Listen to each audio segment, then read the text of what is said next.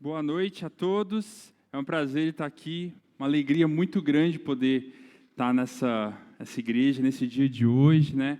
Como o pastor falou, eu e minha família, a gente está se achegando a essa igreja há alguns meses, e a gente está muito feliz de poder fazer parte dessa comunidade. Minha esposa, se tivesse bem de saúde, com certeza ela estaria aqui, os meus filhos também. E a gente está muito feliz de poder se conectar com a Ibenai, né? E conhecer vocês, conhecer muitas outras pessoas que a gente está tendo oportunidade agora. Nosso sonho é realmente se aproximar e poder também servir a igreja naquilo que a gente puder contribuir. Como o pastor Demi falou, eu sou missionário da Junta de Missões Mundiais e tenho trabalhado com outras comunidades justamente esse tema que está sendo trabalhado hoje aqui no sábado e domingo também, né? Formando comunidades de pessoas que seguem a Jesus. Isso para mim é uma coisa que fala muito ao meu coração. Eu tenho me dedicado a isso na última década em ajudar igrejas a construir uma cultura de discipulado. Então, falar desse tema aqui hoje é um tema que tem a ver com o que eu acredito, o que eu sonho, o que eu vivo, com o que eu trabalho, né? E por isso, para mim, é um grande privilégio. E a gente está num congresso de missões e seria muito estranho se a gente não começasse falando sobre, talvez, um versículo que muitos de vocês conhecem. Vamos ver aqui se o passador de slides vai funcionar aqui de cima. Eu queria que eu dê o nome para essa fala aqui hoje, curta, mas importante, A Grande Omissão. A gente conhece muito aquela expressão, a grande comissão. Se você frequenta a igreja há algum tempo, provavelmente você já ouviu essa expressão, né? Mas aqui tem um trocadilho tirando o C do comissão. Quem faz essa brincadeira no título do seu livro é o Dallas Willard, que escreve, entre vários assuntos, sobre discipulado. E a capa do livro dele, ele chama de A Grande Omissão, porque talvez ele diz que o maior perigo, a maior tragédia, a expressão que ele usa, que a gente tem na igreja contemporânea, é a gente ter esquecido de que a grande comissão nos convoca não somente para ser membros de igreja, mas para sermos discípulos de Jesus. E ele fala que essa é a grande omissão da grande comissão. A gente esqueceu o que é ser discípulo de Jesus. E a gente vai falar um pouco mais sobre isso, mas o texto que eu queria que a gente falasse, pode passar o slide, provavelmente muitos de vocês conhecem esse versículo, até de cor, alguns, né? Quem frequenta a escola bíblica dominical desde criança. E nesse texto, finalzinho de Mateus 28, 19 a 20, a gente tem escrito assim em boa parte das versões, né? Portanto, ide fazer discípulos de todas as nações, batizando-os em nome do Pai, do Filho e do Espírito Santo, ensinando-os a obedecer tudo o que eu lhes ordenei, e eu estarei sempre com vocês até o fim dos tempos. Esse é um versículo, um trecho muito importante na perspectiva da missão bíblica, na missão da igreja, né?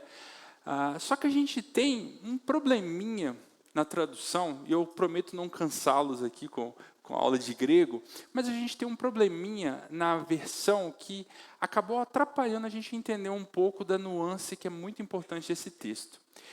Quando a gente vê lá, portanto, ide fazer discípulos, o que ficou na mente da maior parte das igrejas evangélicas cristãs nas últimas décadas, não só no Brasil, mas no mundo?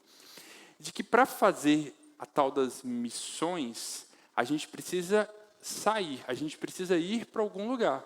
Então, o ide, como ficou conhecido, né, é uma expressão que ficou no nosso imaginário cristão. E desde cedo, quando eu frequentava a igreja, eu imaginava que fazer missões tinha a ver com ir para a África, né? Depois eu descobri que tinha a Ásia, né? Depois eu descobri que tinha a Europa, América Latina, mas vinha sempre na minha mente e na dos meus amigos, as pessoas da minha igreja, que missões tinham a ver com ir para algum lugar. E lá eu estaria fazendo a tal das missões, né? Naquele outro local eu poderia levar pessoas a se converterem. Mas o texto, no original, ele dá uma ideia diferente. E apesar de ser pequena a diferença, faz muita diferença. Ao invés de falar ide fazer discípulos, o texto parece mais ou menos algo assim: tendo ido, façam discípulos. Tendo ido, façam discípulos. E a palavra, ela é um pouco diferente, a gente tem outras ideias. Ela também poderia aparecer, por exemplo, pode passar mais alguns aí, indo por aí. O tendo ido é mais ou menos assim, já que vocês foram, façam discípulos onde vocês estão.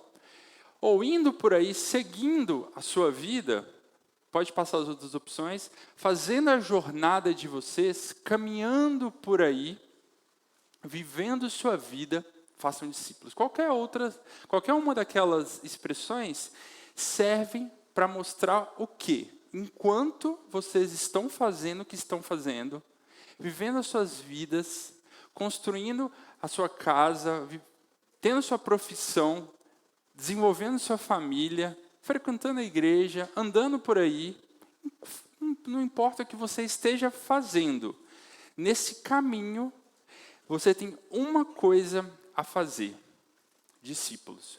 O foco, então, do texto, pode voltar, o foco do texto não é no ir para algum lugar. Né? Eu sou mineiro, você percebeu, eu falei ir, né? Não falei ir igual um paulista. O foco não é no ir para algum lugar, é no fazer discípulos. Então, a convocação que Jesus deixou antes de ir para os céus era basicamente uma coisa: fazer discípulos. É isso que ele nos pediu para fazer. E ele falou assim, olha, aos pastores e missionários, façam discípulos. O restante, só curta a igreja e fica de boa aí. Não. Ele deu a convocação para o conjunto de discípulos que estava acompanhando a sua saída para os céus. Uma coisa: fazer discípulos. Esse era o chamado, esse foi o chamamento de Jesus antes de ir embora. Quando alguém está indo embora dessa terra, morrendo, normalmente você presta bastante atenção no que ele está falando, né? As últimas palavras de Jesus foram: façam discípulos. O que Jesus pede para mim e para você é para a gente fazer discípulos. E aí, uma coisa que talvez não ficou claro para alguns de nós ao longo do tempo, é que eu só posso fazer discípulos se eu for discípulos. É o discípulo que faz discípulo. Só discípulo faz discípulo. Não tem como eu reproduzir algo que eu não sou. Não tem como eu ter um filho se eu não puder passar do meu DNA para ele. Não vai ter essa composição de um ser concebido. Eu só posso transmitir algo que eu tenho em mim, algo que eu já possuo, algo que eu recebi. Eu só posso dar aquilo que eu já recebi. Então, para eu fazer discípulos, que é a convocação de quase qualquer congresso de missões, aqui em Indaiatuba e no mundo todo, ela exige que primeiro eu olhe para mim mesmo e falo: para eu fazer discípulos, eu tenho que ser discípulo. Será que realmente eu sou discípulo? A convocação de Jesus, então, é para eu ser e fazer discípulos. Todo o resto que a gente vê no Novo Testamento é uma ajuda para entender a completude disso, como é que isso se dá. Mas o meu e o seu desafio é ser e fazer discípulos. Você fala: Tiago, mas eu já sou discípulo. Eu sou membro aqui da Ibenai, sou membro da Assembleia de Deus, sou membro da Presbiteriana. Eu posso ser membro de uma igreja e não ser discípulo de Jesus.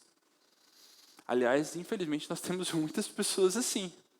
Eu fui muito tempo um membro de igreja e não fui discípulo de Jesus. Eu nasci na igreja. Quer dizer, eu nasci no hospital, mas logo depois meu pai me levou para a igreja. Já era o menino de Jesus com 8 dias de vida.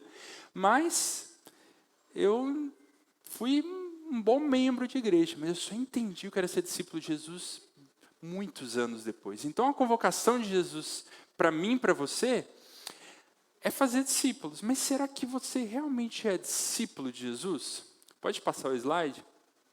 O que seria ser discípulo? Alguém pode dizer em voz alta o que é ser discípulo de Jesus? Sem pregar, só uma frase, uma palavra. Obediência. Eu sou discípulo de Jesus se eu obedeço.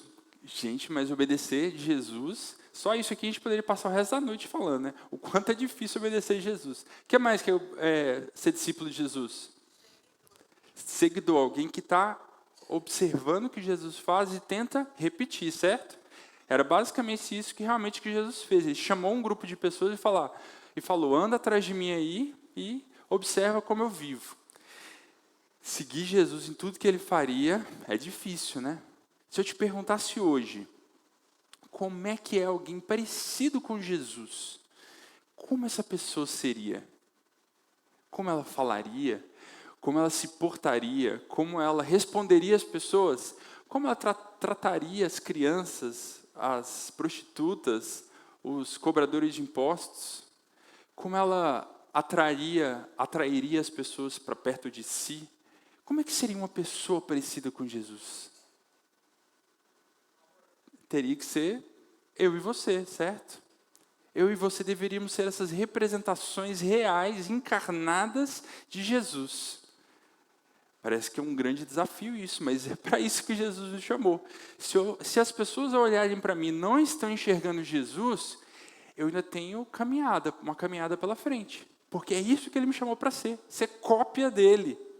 Ser parecida a ponto das pessoas olharem para mim e falarem, lá vai aquele pequeno Cristo.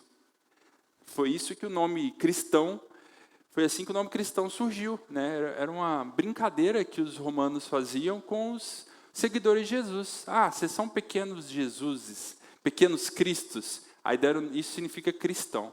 Mas os cristãos gostaram desse termo, não acharam um problema. Eles falaram, tudo bem, a gente é um pequeno Jesusinho mesmo. A gente quer parecer com ele. Obrigado. Ser discípulo, então, é talvez não, eu tenho certeza absoluta disso, seu maior desafio da sua vida, desde hoje até o dia que você morrer. Esse é o seu maior desafio. Discípulo é diferente de membro. Eu posso frequentar uma igreja, eu posso dar o dízimo, eu posso fazer tudo bonitinho, mas não necessariamente ser discípulo de Jesus. Ser discípulo é mais do que ser membro de uma igreja. Lembra da aula de matemática na escola, né? O símbolo de maior? Eu preciso, ser discípulo de Jesus é muito mais do que ter uma carteirinha de membro de uma igreja. É ser alguém que é confundido com Jesus. E discípulo não é alguém perfeito, que já alcançou tudo. Mas é alguém que está intencionalmente numa caminhada em relação a Jesus. Essa palavra muda tudo. Essa palavra muda tudo. Se eu sou discípulo de Jesus, eu estou intencionalmente nessa caminhada de me parecer mais com Ele. E o que é uma coisa intencional? É uma coisa que eu faço pensando, eu faço com atenção, com dedicação. Isso está no meu radar, isso está no meu olhar. Eu conto sempre a história que teve uma vez que ouvi uma palavra sobre ser discípulo de Jesus, numa aula que eu fiz de teologia, e aí o dia seguinte eu acordei com vontade de ser discípulo de Jesus. Já aconteceu isso com você? Eu falei, não, hoje eu vou ser discípulo de Jesus. Aí eu acordei com vontade de ser discípulo de Jesus. Aí eu morava lá em São Paulo na época, aí eu peguei o ônibus, aí quando eu fui pegar o ônibus, tinha uma senhorinha tentando carregar uma mala pesada, e eu falei assim, posso ajudar? Ela falou, pode sim, foi Jesus que mandou você me ajudar. Eu falei, é isso, tá vendo? Hoje eu acordei, né, santo, as coisas estão acontecendo ao meu redor. Aí eu ajudei aquela senhorinha, aí depois peguei o metrô, né, porque em São Paulo você pega um trem, um metrô, carro, bicicleta, barco. Aí quando eu estava no metrô, aí de novo uma outra pessoa precisou de ajuda, eu ajudei aquela pessoa. Aí alguém do meu lado perguntou uma coisa sobre a vida, aí eu falei, nossa, olha que oportunidade de falar de Deus. Agora eu falei rapidinho. Aí na hora que eu saí do metrô, tinha uma pessoa tentando estacionar o carro e não conseguia estacionar o carro. Não vou falar o sexo para não ter problemas com vocês, o sexo dessa pessoa. E aí eu ajudei aquela pessoa a estacionar, ela não agradeceu, mas eu falei, mas eu não preciso de agradecimento, eu estou ajudando as pessoas. E foi um dia assim, incrível, sabe? O Espírito Santo estava saindo pelos poros, assim, eu falei, cara, que sensacional, eu sou discípulo de Jesus. No dia seguinte, não aconteceu nada disso, voltou tudo normal. Voltei, não tinha senhorinhas precisando de ajuda, não lembrava dos versículos, não lembrava de falar com as pessoas de Deus. Mas é porque não tinha gente precisando de ajuda? Obviamente tinha, porque meu olhar já tinha voltado para o quê? Para o piloto automático. Eu voltei a olhar só para mim, para os meus problemas, para as minhas dificuldades, pensando como é que eu resolvi aquele problema do trabalho. Estava chateado com o trânsito, voltei ao piloto automático. E eu percebi que tinha uma coisa errada. Porque não é que as coisas estavam diferentes ao meu redor, é porque o meu olhar precisava ser diferente. Intencionalmente, todos os dias, falar como hoje eu posso viver a minha vida procurando ser discípulo de Jesus. Como é que eu posso hoje enfrentar os mesmos problemas que eu enfrento todos os dias, mas pensando como é que eu posso refletir Jesus nesse relacionamento? Como eu posso trazer Jesus para a minha vida? Como é que eu posso colocar Jesus aqui no banco do passageiro do meu carro e a gente junto para o trabalho conversando? Como eu posso fazer Jesus parte da minha vida? Porque Ele é o Senhor da minha vida. Então, a intencionalidade muda tudo. E alguém poderia dizer, Tiago, mas eu já estou na igreja há 20 anos, 40 anos. Não importa. Se eu me converti ontem, ou me converti há 50 anos, o meu desafio vai continuar sendo parecer com Jesus. Tem coisa no seu caráter que ainda não está rendida ao senhorio de Jesus. E só você sabe. E talvez sua mãe ou sua esposa, se você tem mãe ou esposa. Tem coisas que você não precisa ajustar ao caráter de Jesus. Tem coisas que você não precisa vencer. Talvez tem traumas ou limitações que a vida trouxe a você que só Jesus pode libertar. Então tem algo em você que Jesus ainda precisa curar, libertar e desenvolver. É por isso que você não foi levado aos céus ainda, porque tem coisa para acontecer aqui ainda na terra. Uma vez eu estava conversando com uma pessoa e ela falou assim, Tiago, mas eu já venci esses pecados básicos, essas questões básicas da fé. Eu falei com ele, cara, mas a vida cristã é basicamente feita do básico mesmo, a gente é sempre no básico, não é uma coisa complexa, uma coisa nível avançado, não, é sempre o básico. A gente vai cair sempre no orgulho, na vaidade, na presunção, é sempre as mesmas coisas. É que o nível vai ficando cada vez mais difícil, mas é sempre os mesmos pecados. Então, o nosso desafio, meu e seu, é fazer discípulos, mas também, antes de tudo, é ser discípulo. Esse discípulo que está seguindo a Jesus de forma intencional e está deixando Ele mexer na minha vida e me mudar, me fazer obedecer mais uma vez. Você pode talvez pensar, mas depois que eu tiver mais desenvolvido na caminhada, eu vou estar resolvendo outros problemas já. Não, seu problema vai continuar sendo ser discípulo de Jesus. Vai continuar as coisas básicas. Esses dias eu estava conversando com um senhor que já é mentor de vários missionários e pastores há muitos anos. E aí eu estava perguntando para ele algumas coisas assim, do tipo, qual é o seu maior desafio? Aí eu achei que ele ia dizer uma coisa super complexa, assim, sabe? Nossa, um nível de missiologia, de teologia avançado. Aí ele olhou para mim e falou assim, meu maior desafio é obedecer Jesus. Faz sentido, porque também tem 40 anos que eu estou tentando obedecer Jesus e todo dia eu descubro que ainda tem coisa para obedecer. Porque nós estamos numa jornada, que é o título dessa conferência, desse congresso. E a gente poderia falar muito sobre a jornada de seguir Jesus, que é uma jornada incrível, desafiadora, que mexe e muda tudo em nós e nos faz dar vários passos de transformação. É uma jornada incrível. É uma jornada que a gente vai passar a vida, descobrir muitas coisas sobre nós mesmos, e nessa jornada a gente vai aprendendo a viver.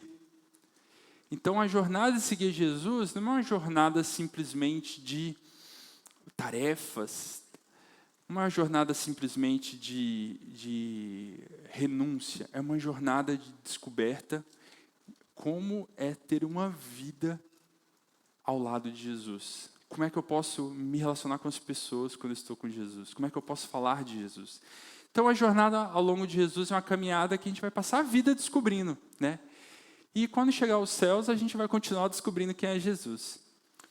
A última carta que Paulo escreveu antes de ser morto foi a de 2 Timóteo, não sei se você sabe disso. E quando Paulo escreveu essa carta para Timóteo, Timóteo não era aquele menininho que a gente acha que ele é. A gente aprende na EBD que Timóteo era jovem na fé, de fato ele era jovem. Mas os jovens uma hora ficam velhos, E Timóteo foi ficando velho.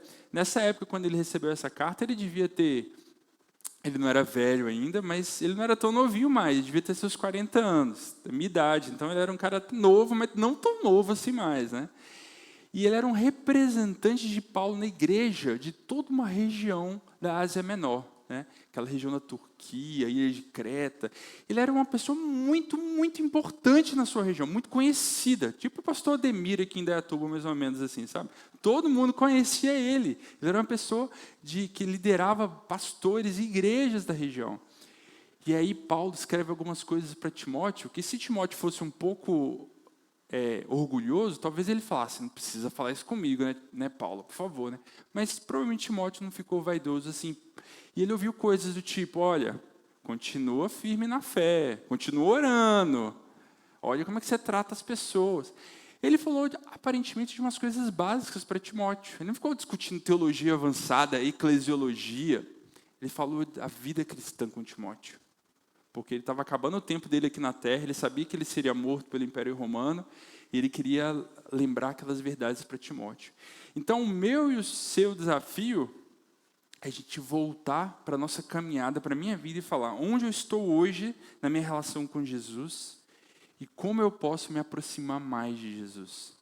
Discipulado, basicamente, é isso, é um compromisso de vida que um aprendiz tem com o seu mestre. É um compromisso que eu tenho com uma pessoa de dedicar minha vida para ele. E Jesus é um mestre maior que todos os outros mestres, né? 2 Coríntios 5,17 fala que ele morreu por todos, para que aqueles que vivam, não vivam mais para si mesmos, mas para aquele que por eles morreu e ressuscitou. Ou seja, a minha vida não é para mim mais, é para Jesus. Eu não vivo uma vida para mim. Eu vivo uma vida para Jesus. Isso é um pouco estranho para alguns. Mas como assim? Amanhã eu vou acordar. Amanhã não, que é sábado. Mas segunda-feira eu vou acordar e vou ter que trabalhar. Mas você pode viver uma vida no seu trabalho servindo a Jesus. Você pode ter uma família servindo a Jesus. Você pode fazer o que você quiser servindo a Jesus. Então, a intencionalidade é o que marca a vida de um discípulo. A gente poderia falar muito mais sobre isso, mas eu queria deixar um desafio final para você hoje. Talvez o seu desafio hoje aqui é falar assim, eu preciso descobrir o que esse negócio de seguir a Jesus de forma intencional. Esse é o meu desafio, eu preciso entender melhor isso. Eu frequento a igreja, eu sou uma pessoa do bem, costumo não matar pessoas, mas ainda não descobri direito esse negócio aí de ser discípulo de Jesus. Eu preciso tomar uma decisão e preciso de ajuda de alguém para me ajudar a entender e viver uma vida do que é ser discípulo de Jesus. Na prática, no dia a dia, não na teoria. Esse talvez seja o seu desafio hoje. Talvez o desafio seu é fazer discípulos. Eu já entendi o que é ser discípulo de Jesus, já estou nessa caminhada de forma intencional, mas eu ainda não descobri, ainda não comecei a praticar essa história de fazer discípulos. Eu não estou conseguindo levar outras pessoas a também se tornarem seguidores de Jesus. Porque o evangelismo, ele está dentro do discipulado. O evangelismo é levar a pessoa a se tornar um discípulo, mas ele não posso parar por aí. Eu preciso levar essa pessoa a crescer na fé, a descobrir o que é ser discípulo no dia a dia. Então eu preciso levar a pessoa a se tornar um discípulo e caminhar e se parecer mais com Jesus. Talvez esse seja o seu desafio. Eu já estou pronto, eu só não sei como. E talvez aqui a gente tenha alguns líderes de igreja, algumas pessoas que já estão até fazendo discípulos, e aí eu queria te fazer um convite a mais. Você ajudar a sua igreja a criar uma cultura de discipulado. Ajudar a preparar outros, despertar outras pessoas a fazerem parte dessa cultura de discipulado. 3 possibilidades de resposta sua nessa noite. E uma delas tem que ter a ver contigo. Ou o seu desafio é falar, eu quero agora, a partir de hoje, entrar na caminhada intencional e descobrir que história é essa de ser discípulo de Jesus. Ou eu estou me colocando à disposição de Jesus para fazer outros discípulos. Eu também não sei como fazer isso, mas não tem problema. Eu vou correr atrás da liderança da igreja, dos pastores da igreja, para me ajudar a descobrir que história é essa de fazer discípulos. Ou o seu desafio é se colocar à disposição para os pastores dessa igreja e falar, pastores, eu estou pronto para ajudar a igreja a construir essa cultura de discipulado. Também não sei como fazer, mas eu estou pronto para ajudar esse negócio aí. E aí eu queria pedir ao pastor Davi que pudesse vir aqui à frente para orar por nós, para orar por você, que se algo nesses minutos fez sentido para você, você possa ter a coragem de se colocar diante de Deus e falar: eu quero ser discípulo, ou eu quero fazer discípulos, ou eu quero ajudar a igreja a criar uma cultura de discipulado. Essa é a oportunidade de você dar uma primeira resposta nesse congresso de missões ao chamado de Jesus. Creio que, se fez sentido para você essa palavra, se fez sentido, eu queria que você ficasse de pé para a gente orar. Orar para, se você ainda não tem claro ser discípulo, se é ou não, que seja esse final de semana, esse congresso, um marco na sua vida. Que a gente possa também sair com aquela gana de cuidar de outras pessoas e levá-las a conhecer Jesus e para que eles possam ver em nós, na nossa caminhada, na nossa jornada, Jesus. E nossa liderança, que a gente possa fazer desse lugar, desse ambiente. E tem gente já fazendo isso, né, Dulce? Criando uma cultura de discipulado na nossa igreja. Vamos orar.